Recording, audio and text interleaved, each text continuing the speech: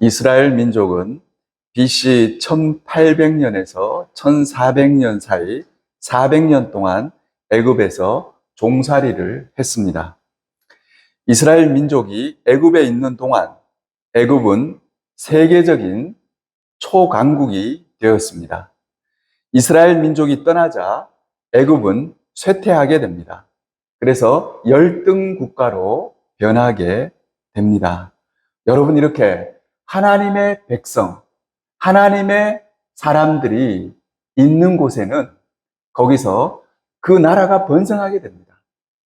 이스라엘 민족이 출애굽을 해서 애굽을 떠났잖아요.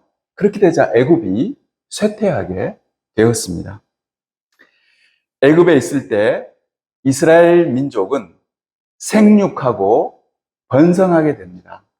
처음에는 적은 숫자로 시작했지만 나중에 엄청난 숫자가 되게 됩니다.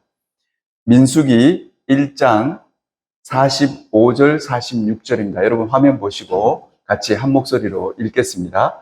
이같이 이스라엘 자손이 그 조상의 가난을 따라 20세 이상으로 싸움하여 이스라엘 자손이 다 예수되었으니 예수된 총 60만 3,950명이었다. 아멘. 이것은 출애굽할 때에 이스라엘 자손에 계수된 사람이 어느 정도 되느냐 하는 겁니다.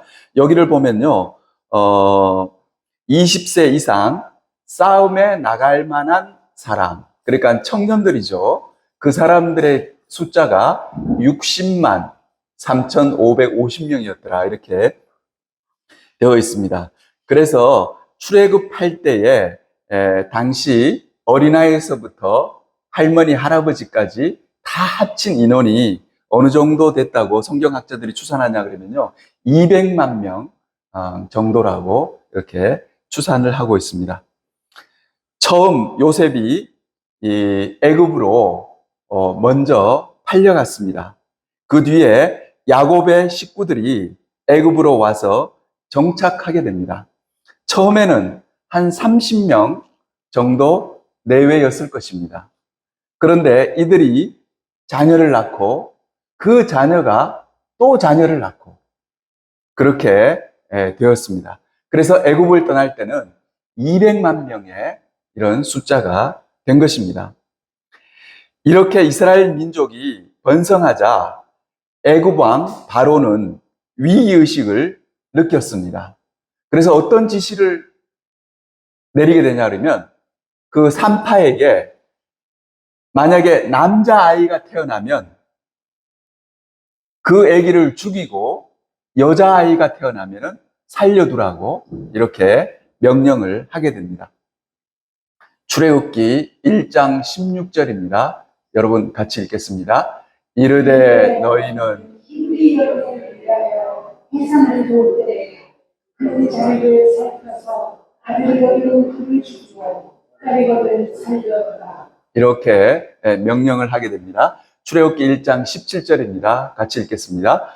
그러나 산파들이 하나님을 두려워하여 애굽 왕의 명령을 두고 남자를 살린지라. 아멘. 그러나 히브리 산파들은 그 애굽 왕의 명령을 어기고 남자아이들을 살려두게 됩니다. 이러한 절박한 상황에서 오늘 본문의 얘기가 시작됩니다. 오늘 본문 1절입니다. 1절 같이 읽겠습니다.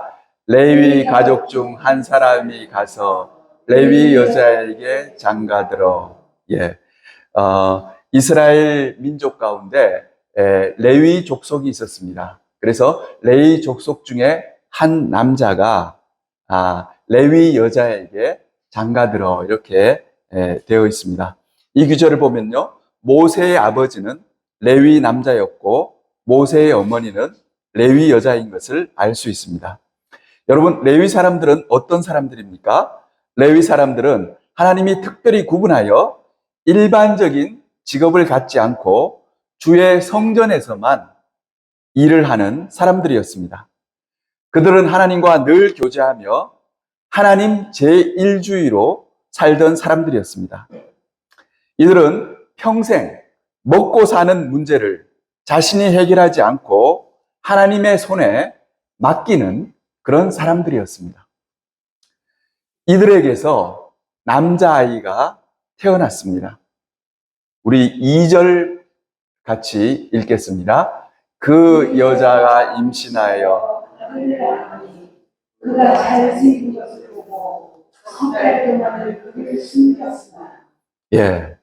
여기서 그가 잘생긴 것을 보고 이렇게 되었습니다. 잘생긴 것을 보고 하는 말은 아기가 태어났는데 그 남자아이가 범상치 않은 아기였음을 알아차렸다는 그런 말입니다.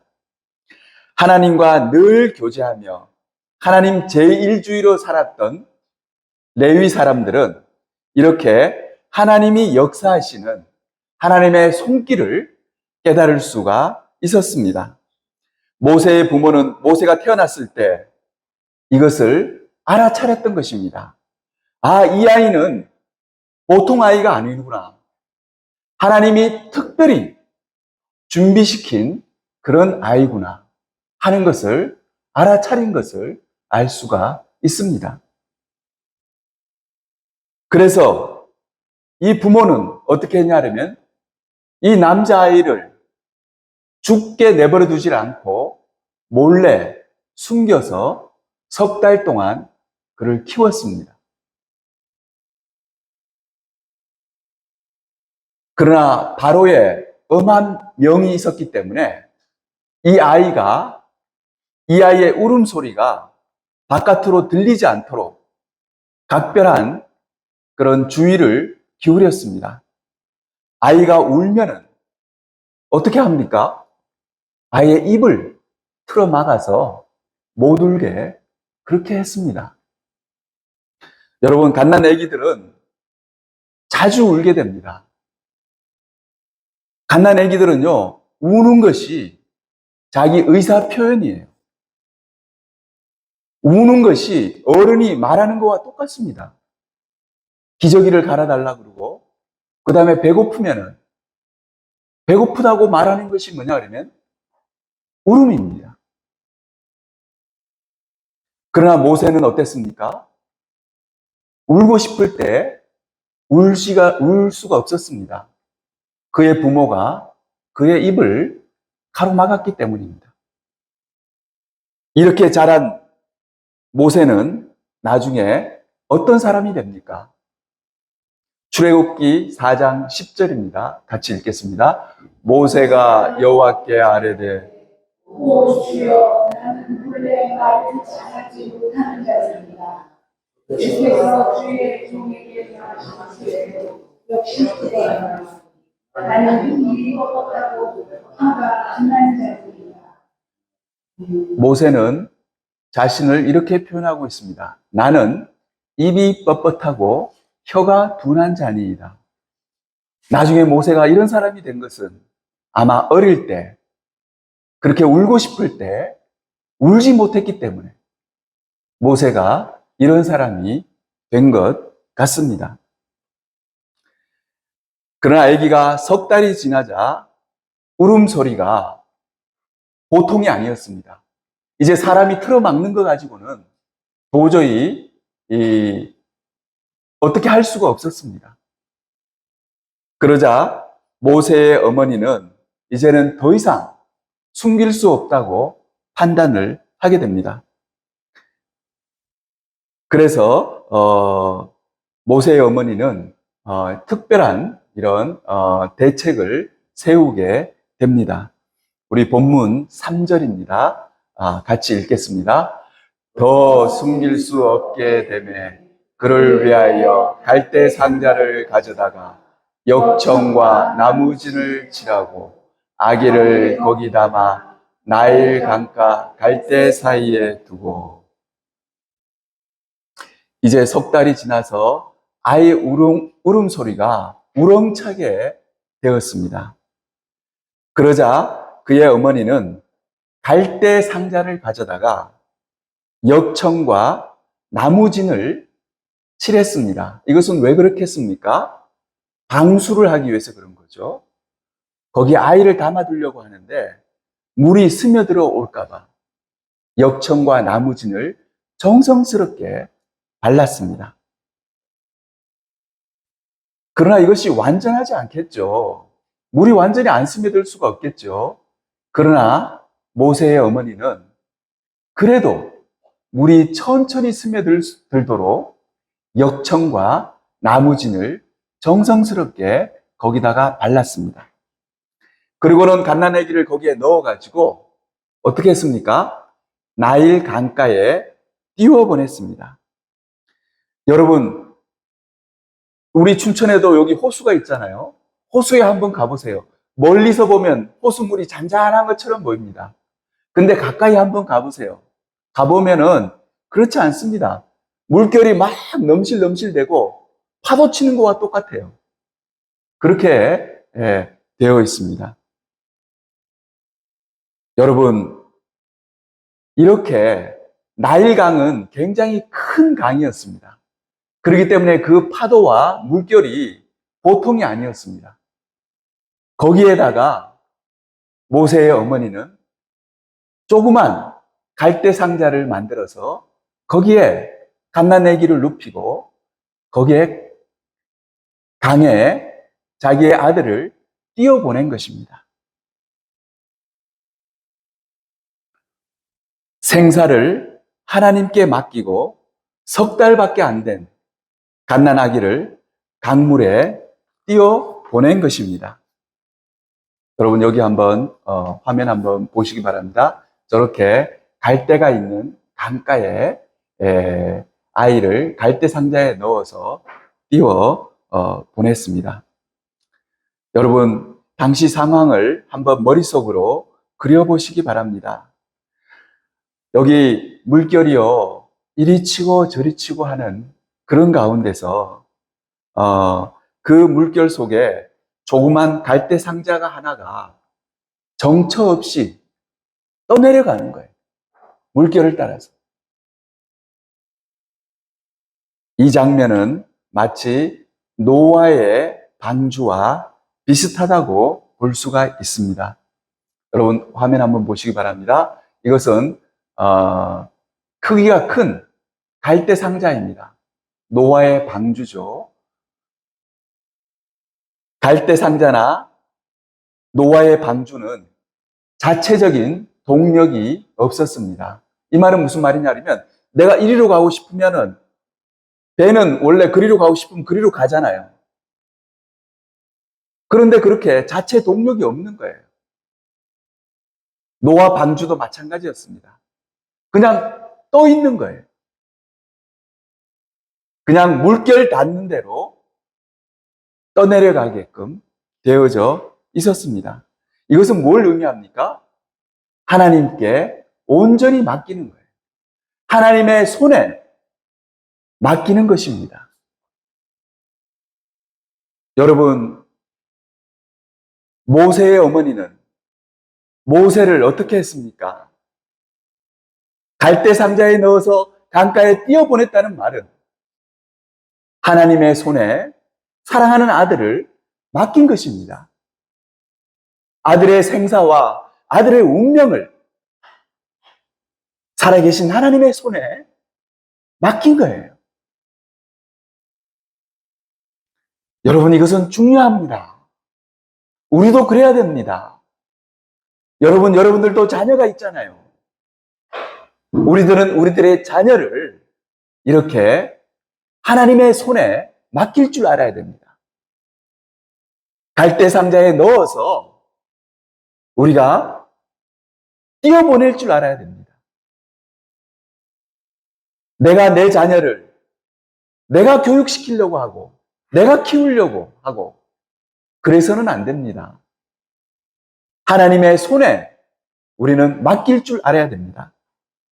이것이 자녀 교육의 기본이라고 생각됩니다. 내가 키우는 것이 아닙니다. 내가 키우는 것을 포기하고 하나님 손에 겸손하게 내어 맡길 줄 알아야 합니다. 여러분, 사무엘상에 나오는 한나는 자식이 없어서 괴로움을 많이 겪은 여자였습니다. 사무엘상 1장 6절입니다. 같이 읽겠습니다. 여호와께서 그에게 임신하지 못하게 하시고 그의 저주인 분이 나가 그를 심히 격하게 하여 그렇게 하더라. 아이가 없어서 심한 괴로움을 받은 여자가 바로 한나입니다. 그러다가 힘들게 임신하게 되었고 아들을 얻게 되었습니다. 한나는 그 귀하게 얻은 아들을 놓고 남편과 이렇게 상의를 합니다. 사무엘상 1장 22절입니다. 같이 읽겠습니다. 오직 한나는 올라가지 아니하고 그의 남편에게 이르되 아이를 젖대거든 내가 그를 데리고 가서 여호와 앞에 뵙게 하고 거기에 영원히 있게 하리라 하니. 아멘. 이 말은 무슨 말입니까? 이 아이가 젖을 떼기만 하면 젖 떼거든 이제 그를 데리고 여호와 앞에 뵙게 하고 그 뒤에 말이 중요합니다. 거기에 영원히 있게 하리라. 여호와의 성전에 그 아이를 놓고 오겠다는 거예요. 데리고 오질 않고. 이 말을 들은 그의 남편도 훌륭했습니다. 그 남편이 뭐라 그러냐면 사무엘상 1장 23절입니다. 같이 읽겠습니다. 그의 남편 엘가나가 그의 소변에 좋은 일을 하여 그를 젖대기까지 기다렸다. 오직 여호와께서 그의 말씀하신 대로 임신을 원하노라. 이에 그 여자가 그의 아들을 양육하며 그가 젖대기까지 기다렸다. 아멘. 이 장면은 한나와 모세의 어머니가 매우 비슷한 것을 볼 수가 있습니다. 젖대기까지 키우다가 어떻게 합니까? 하나님의 손에 맡기기로 한 것입니다. 또 한나는 그걸 그렇게 마음만 먹은 것이 아니라 실제로 그렇게 했습니다. 사무엘상 1장 27절, 28절입니다. 같이 읽겠습니다. 이 아이를 위하여 내가 기도하였더니 내가 구하여 기도한 바를 여호와께서 내게 허락하시니라. 그러므로 나도 그를 여호와께 드리되 그의 평생 여호와께 드리리라 하고 그가 거기서 여호와께 경배하리라. 아멘. 이렇게 한나는 그토록 귀하게 얻은 아들을 하나님의 성전에 하나님께 돌려드렸습니다. 말씀의 결론을 내리도록 하겠습니다. 모세의 어머니는 정성껏 갈대상자를 준비하여 눈에 넣어도 아프지 않을 사랑하는 아들을 넘실거리는 강 위에 띄워 보냈습니다. 우리도 우리의 가장 소중한 것을 이렇게 하나님께 띄워 보낼 줄 알아야 합니다. 우리의 자녀를 우리가 키우려고 해서는 안 됩니다. 하나님이 키우시도록 하나님 손에 맡길 줄 알아야 합니다. 우리들의 건강도 마찬가지입니다. 내가 내 건강을 지키려고 하기보다는 어떻게 해야 됩니까? 하나님께 맡길 줄 알아야 됩니다. 갈대상자를 만들어서 나의 건강 문제를 하나님께 띄워보내야 됩니다. 하나님 손에 맡겨야 됩니다. 하나님께 온전히 맡기면 하나님께서 책임져 주십니다. 여러분, 갈대상자에 담겼던 그 어린아이가 정처 없이 떠내려가다가 죽었습니까? 죽지 않았죠. 그 다음에 석 달 지나자마자 젖된 그 갓난아기를 하나님의 성전에 갖다 바쳤습니다. 그 아이가 죽었습니까? 죽지 않았습니다. 오히려 죽지 않고 위대한 하나님의 일꾼이 되었습니다. 모세의 어머니는 겸손한 사람이었습니다. 겸손한 사람만이 이렇게 믿고 맡길 수가 있는 것입니다.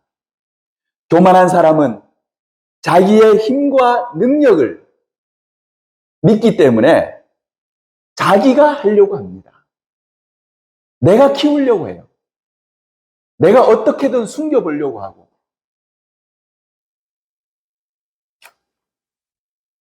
모세의 어머니는 겸손한 사람이었기 때문에 아들의 운명을 하나님께 맡기고 아들을 갈대 상자에 넣어 띄워 보내게 된 것입니다. 사랑하는 성도 여러분, 우리가 아프면 병원을 찾아가게 됩니다. 병원에 가면 의사 선생님이 있습니다. 의사 선생님이 치료도 해주고 약도 줍니다. 그러나 여러분, 질병 치료는 의사 선생님이 해주지만 여러분이 죽고 사는 문제는 하나님이 주관하십니다. 이것을 꼭 기억하시기 바랍니다. 여러분, 이걸 알아야 됩니다. 하나님이 정하신 만큼 우리들은 살게 되고요. 또 하나님이 정하신 때에 우리는 죽게 될 것입니다. 우리의 생사는 어디에 달려 있냐 그러면 하나님 손에 달려 있는 거예요. 우리의 생사가 의사 손에 달려 있는 것이 아닙니다. 우리의 질병을 치료해 주는 사람은 의사 선생님이지만 우리의 죽고 사는 문제는 하나님 손에 달려 있는 것입니다. 여러분 저를 한번 따라서 해주시기 바랍니다. 인간의 생사를 주관하시는 분은 하나님이시다. 아멘. 인간의 생사를 주관하시는 분이 하나님이시다는 것을 아는 사람은 자신의 소중한 것을 하나님께 맡기게 됩니다. 자녀 교육도 하나님께 맡기게 되고요. 그 다음에 자신의 건강 문제 등을 내가 나서서 내가 처리하기보다는 나보다 능력이 뛰어나신 하나님의 손에 겸손하게 맡기게 되는 것입니다. 믿지 않는 사람들은 자신의 문제를 어디에다가 맡길 곳이 없습니다. 그렇기 때문에 모든 일을 자신의 힘으로 해결하려고 합니다. 믿지 않는 사람은 믿고 의지할 대상이 없기 때문에 늘 염려와 걱정 가운데 살아가게 됩니다. 베드로전서 5장 7절입니다. 여러분 이거 큰 목소리로 같이 읽겠습니다. 너희 염려를 다 주께 맡기라. 이는 그가 너희를 돌보심이라. 아멘. 우리 믿는 사람은 어떻게 해야 되냐 그러면 우리 염려를 다 주께 맡길 줄 알아야 합니다. 우리에게 여러 가지 살다 보면 여러 가지 일들이 생깁니다. 여러 가지 염려거리들이 우리들을 찾아옵니다. 그러면 여러분 어떻게 합니까? 그 염려거리를 내가 해결하려고, 어떻게 하든지 내가 처리하려고. 여러분 그렇게 하는 사람입니까? 그렇지 않으면 여러분들은 겸손하게 하나님께 맡기는 사람입니까? 여기서 얘기하는 주께 맡기라 할 때 주는 누굽니까? 주는 바로 하늘 아버지입니다. 이렇게 우리는 우리의 염려거리를 하늘 아버지께 맡길 줄 알아야 됩니다. 그분에게 맡기면 어떤 일이 나느냐? 그가 책임져 주시고 그가 우리를 돌보아 주시는 거예요. 모세의 어머니가 모세를 강가에 띄어보내지 않고 자기가 해결하려고 했으면 얼마나 걱정과 염려가 많았겠습니까? 여러분 여기 사진을 한번 보시기 바랍니다. 이것은 화가가 그린 그림인데요. 저렇게 모세의 어머니가 갈대 상자에 저 아이를 지금 눕히려고 하는 그런 장면입니다. 여러분, 저렇게 우리 믿는 사람은 어떻게 해야 되냐면 하나님을 믿고 맡겨야 됩니다. 갈대상자의 어린아이를 놓고 띄워보낼 줄 알아야 돼요. 그걸 내가 어떻게 해결하려고 그렇게 해서는 안 됩니다. 그러니까 베드로전서 5장 7절에 너희 염려를 어떻게 하라고요? 다 주께 맡기라고 되어 있습니다. 모세의 어머니는 이렇게 염려만 하지 않았습니다. 그녀는 갈대상자를 만들어서 나일 강가에 띄워보냈습니다. 물론 아이의 생사와 아이의 운명을 알지 못한 채 하나님께 맡긴 것입니다. 하나님이 책임져 달라고 그렇게 한 것입니다. 이곳에 모인 사랑하는 성도 여러분, 또 이 방송을 듣는 모든 성도님들, 우리 모두는 모세의 어머니처럼 우리들의 염려를 하나님 손에 맡길 줄 아는 사람이 되어야 합니다. 우리가 아끼고 사랑하는 자녀들도 하나님께 띄워 보낼 줄 알아야 합니다. 하나님께 맡길 줄 알아야 된다는 말씀입니다. 또 나이가 들면 가장 큰 염려거리가 무엇입니까?